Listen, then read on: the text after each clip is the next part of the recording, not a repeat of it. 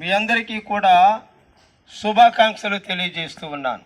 ప్రియులారా, మరి 2024 సంవత్సరం ప్రియులారా, దేవుడు మనల్ని 11 నెలలు కాచి కాపాడి అనేక వ్యాధుల నుండి, అనేక బాధల నుండి, అనేక రుగ్మతల నుండి దేవుడు మనల్ని విడిపించి ఈ రీతిగా ఈ 12వ నెల ఈ దినం వరకు మనల్ని కాచి కాపాడిన దేవునికి హృదయపూర్వకమైన కృతజ్ఞతాస్తుతులు చెల్లిస్తున్నాం. ప్రియులారా, గమనించండి, ప్రభు మరి లోకములో జన్మించడానికి గల కారణాలంటే ఎన్నో ఉన్నాయి.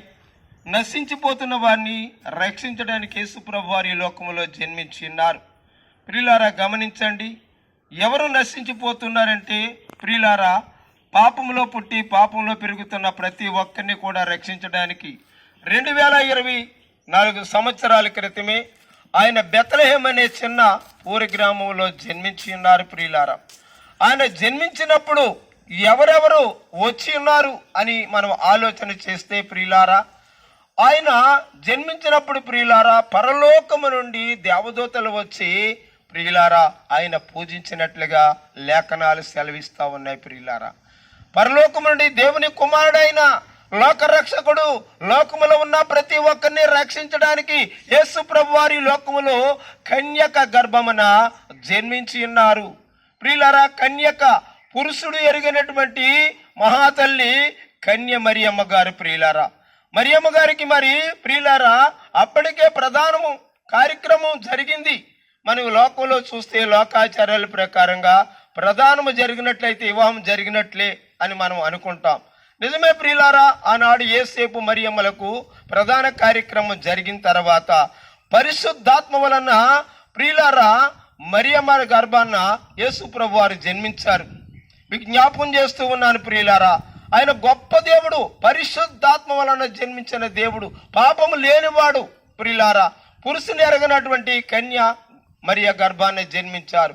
అలాంటి గొప్ప దేవుని ప్రియులారా పూజించడానికి ఆ పరలోకము నుండి దూతలు వచ్చి ఆయన పూజించారు. ప్రియులారా, అంతేకాదు ప్రియులారా, చీకటిలో ఉన్నటువంటి వారు ఆనాటి గొల్లలు ప్రియులారా పొలములో గొర్రెలను కాచుకుంటూ ఉన్నారు. ప్రియులారా, వారు చీకటిలో ఉండి భయపడుతూ ఉంటే గొప్ప వెలుగు కలిగింది.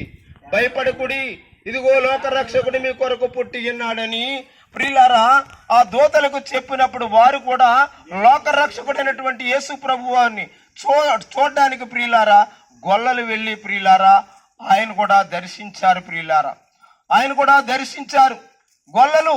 ప్రియులారా, ఆయన యోహాను సువార్తలో ఒక మాట అంటాడు, నేను లోకానికి వెలుగై ఉన్నాను, నన్ను వెంబడించేవాడు నిత్యము వెలుగులో ఉంటాడని. నిజమే, ఆయన వెలుగై ఉన్నాడు లోకానికి. ప్రియులారా, చీకటిలో ఉన్నటువంటి ఆ గొర్రెల కాపరికి గొప్ప వెలుగు కలిగింది. ప్రియులారా, వారు కూడా యేసు ప్రభువుని చూడడానికి వెళ్ళారు. మూడోదిగా చూస్తే ప్రియులారా, మరి ఎంతో దూరం నుండి కొన్ని 100 మైళ్ళ దూరం నుండి జ్ఞానులు ప్రియులారా యేసు ప్రభు వారిని చూడటానికి వచ్చి ఉన్నారు. ప్రియులారా, యేసు ప్రభు వారిని చూడటానికి వచ్చి ఉన్నారు.